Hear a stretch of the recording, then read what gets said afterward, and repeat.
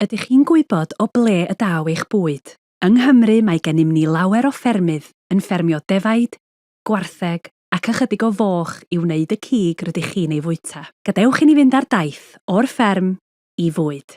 Mae Cymru'n wlad brydferth, gyda digonedd o gaeau a chefn gwlad hyfryd gyda llawer iawn o ffermydd. Mae hefyd yn bwrw glaw yma yn aml.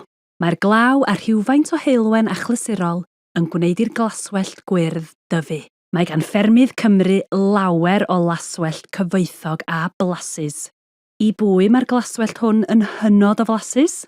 Ein defaid, gwartheg wrth gwrs. Mae nhw'n bwyta ac yn pori ar y glaswellt. Mae ffermwyr yn gweithio'n galed iawn i gynhyrchu llawer o fwyd blasus, iach a naturiol i ni ei fwyta. Mae nhw'n gweithio drwy gydol y flwyddyn oherwydd bod angen gofalu am yr anifeiliaid, beth bynnag ffordd tywydd. Haul, glaw, cenllysg neu eira. Mae llawer o'r ffermydd yng Nghymru yn ffermydd teuluol, gyda rhieni, neiniau a theidiau a phlant i gyd yn helpu ac yn gweithio gyda'i gilydd. Gadewch i ni edrych yn fanylach ar rai o'r anifeiliaid y gallwch chi ddod o hyd iddyn nhw ar ffermydd Cymru. Mae llawer o ddefaid yng Nghymru. Yr enw am y fam ddafad yw mamog, ac mae hi'n rhoi genedigaeth i ŵyn yn ystod y Gwanwyn. Mae ffermwyr yn brysur iawn yn ystod y Gwanwyn. Mae'r rhan fwyaf o'r ŵyn yn cael ei geni yn y cae, ond mae'r ffermwr bob amser wrth law, nos a dydd i gadw llygad barcud rhag ofn bod unrhyw broblemau. Yr enw ar hyn yw tymor wyna. Gwartheg yw'r enw ar fuchod sy'n cael ei ffermio ar gyfer cig. Mae gan wartheg ddigon o le i fyw yn yr awyr agored yn y caea am y rhan fwyaf o'r flwyddyn.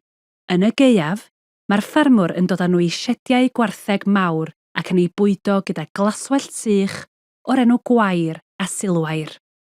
Mae rhai ffermydd yn cadw moch hefyd.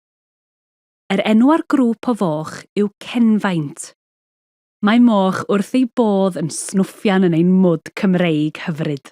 Mae'r anifeiliaid i gyd yn cael tag ar eu clust gyda rhif arbennig ac unigryw, yn union fel plat rhif ar gar. Mae hyn yn golygu ein bod yn gwybod ble mae'r anifeiliaid wedi bod drwy gydol ei hoes. Mae lles yr anifeiliaid yn bwysig i ffermwyr.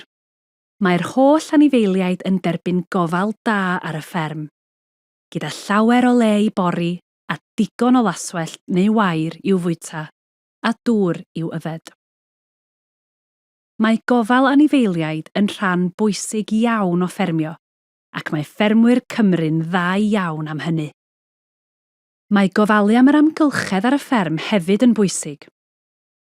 Ydych chi'n cofio i ni ddweud wrthych chi ei fod yn bwrw glaw yn aml yng Nghymru? Wel, rydyn ni'n gwneud defnydd da o'n dŵr glaw, drwy ei gasglu a'i ddefnyddio ar gyfer yr anifeiliaid.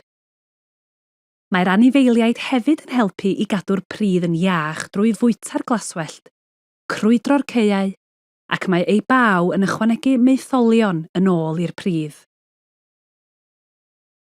Yn y pen draw, mae'r anifeiliaid wedi tyfu'n ddigon mawr ac maen nhw'n cael ei gwerthu a'i gwneud yn fwyd.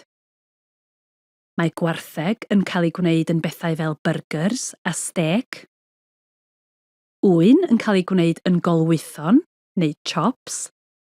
A moch yn cael ei gwneud yn gig moch a selsig. Bydd y cig yn cyrraedd eich cigydd lleol neu silffoedd archfarchnad, neu hyd yn oed ffatri fwyd arall i'w defnyddio fel cynhwysion ar gyfer bwydydd fel pasteod, prydau parod a bwydydd eraill. Yng Nghymru rydyn ni'n sicrhau fod y daith o fferm i fwyd yn dda i bawb ar hyd y ffordd, gan gynnwys y ffermwyr, yr anifeiliaid, ac i'r amgylchedd rydyn ni i gyd yn byw ynddo. Yn dod â chig Cymreig, lleol a blasus i chi ar gyfer eich swper.